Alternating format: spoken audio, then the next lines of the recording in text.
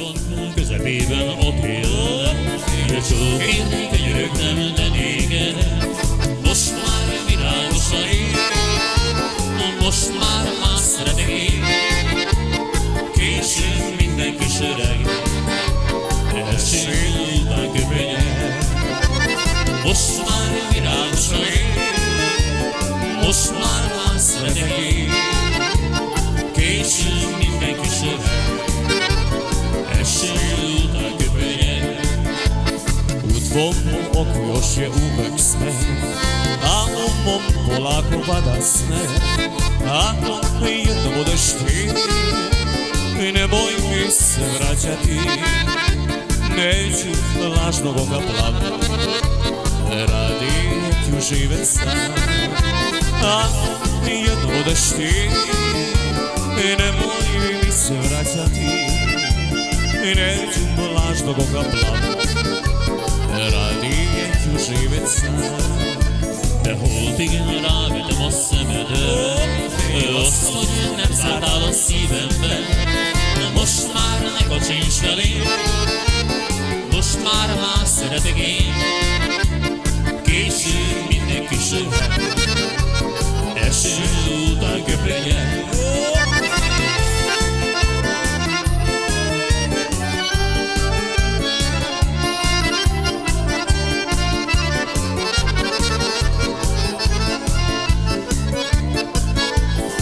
Noć sam te pronašla odrag, shvati da ti više nisam drag.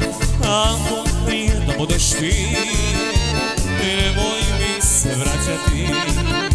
Neću lažno Boga plakati, radi ću živjet sam. Ako jednom odeš ti, nemoj mi se vraćati. Neću lažno Boga plakati, radi ću živjet sam.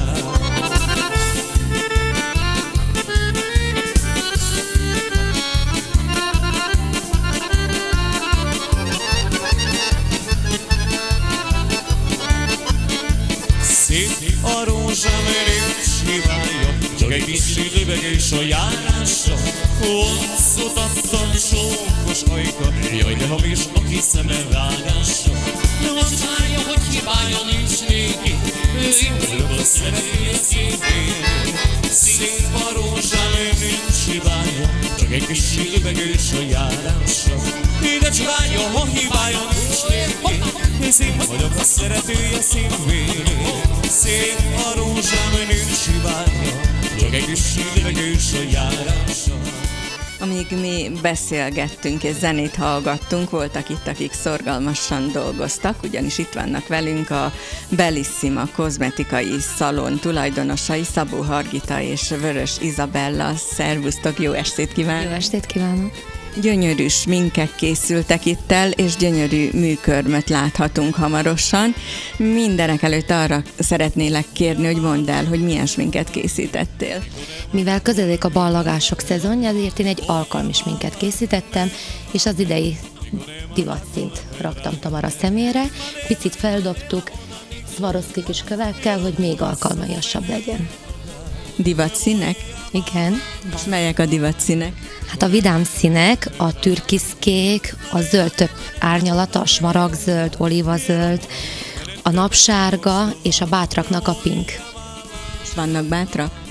Vannak. Fiatalok? Fiatalok, igen.